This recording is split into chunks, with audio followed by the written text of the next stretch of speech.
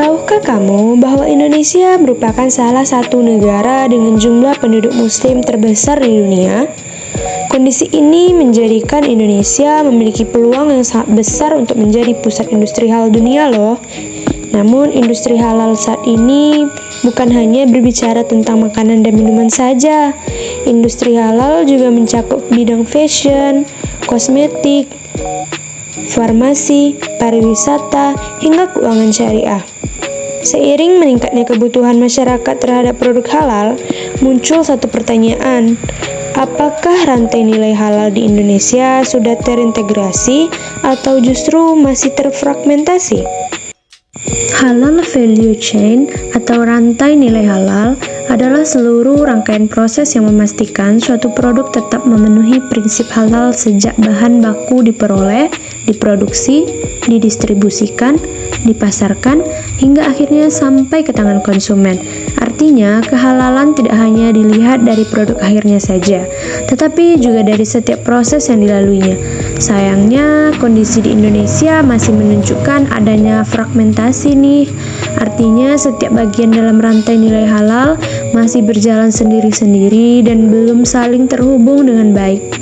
Misalnya, penyedia bahan baku, industri pengolahan, proses sertifikasi halal, hingga distribusi seringkali belum terkoordinasi secara optimal. Akibatnya, banyak pelaku usaha, terutama UMKM, mengalami kesulitan dalam memenuhi standar halal secara menyeluruh.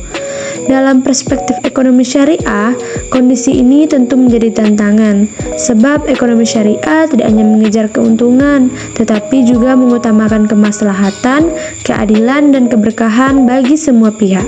Jika rantai nilai halal tidak terintegrasi, biaya produksi bisa meningkat, proses menjadi kurang efisien, dan daya saing produk halal Indonesia pun ikut menurun. Selama ini, banyak masyarakat menganggap bahwa produk halal cukup dibuktikan dengan adanya label halal. Padahal, makna halal jauh lebih luas.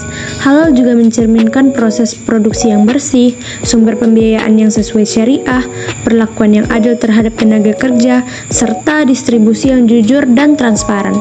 Selain itu, masih adanya tumpang tindih kebijakan antar lembaga juga menjadi tantangan tersendiri bagi pelaku UMKM yang memiliki keterbatasan modal, teknologi, dan sumber daya manusia. Kondisi ini tentu membuat proses pengembangan usaha menjadi semakin sulit. Dari sisi ekonomi, fragmentasi menyebabkan biaya transaksi menjadi lebih tinggi, karena setiap pelaku usaha harus mengurus berbagai persyaratan yang belum terkoordinasi dengan baik.